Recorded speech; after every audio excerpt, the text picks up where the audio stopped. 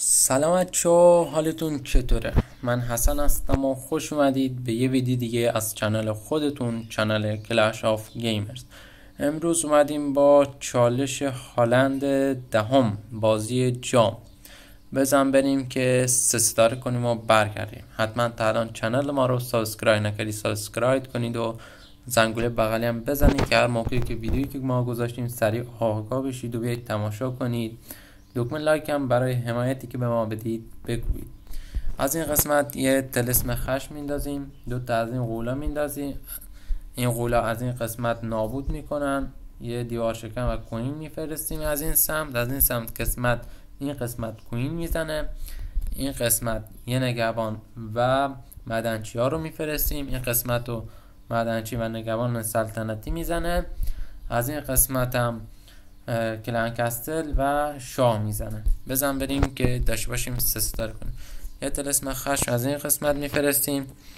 یکی از این غولا اینجا، یکی هم اینجا.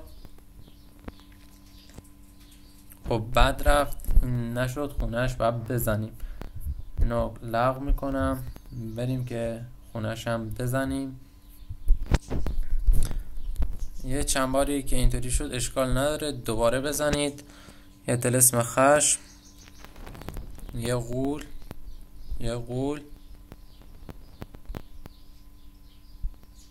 بازم همینطوری شد، لغو میکنیم. باید از این قسمت خونه رو بزنیم. یه طلسم خشم، یه غول از این قسمت.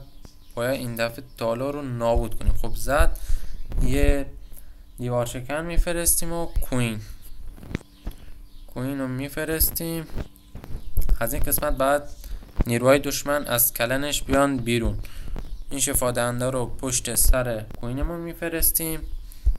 اینجا که نیروهای دشمن اومد یه این طلسم رو میندازیم روی نیروهای دشمن. از این قسمت معدنچی میفرستیم با شاه. یه بالون هم از این قسمت. این نگهبان سلطنتی هم بفرستید.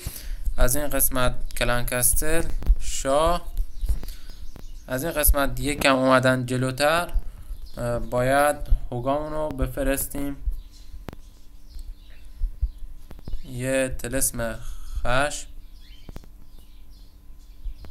از این قسمت. جون شامونو میزنیم. هوگامونو میفرستیم از این قسمت از پیش کلنکستل. از این قسمت جون نگهبان سلطنتی رو میزنیم. یه طلسم یه اسکلت وسط اینجا میفرستیم و یه طلسم یخ. از این قسمت یه خشم دیگه میندازیم روی کوینمون و یه طلسم یخ وسط اینجا که هم کوین دشمن و هم نیروهای دشمن فریز بشن. از این قسمت هالند کوچولوها رو میفرستیم که هالند کوچولو از این قسمت بزنن. یه معجون جون هم داریم وسط شاون میفرستیم که جونشو پر بشه. یه طلسم یخ و یه طلسم نامری و یه دیوار شکن ما اضافی آوردیم که این چالش هم ما تونستیم به راحتی 3 ستاره کنیم. این چالش 3 ستاره شد.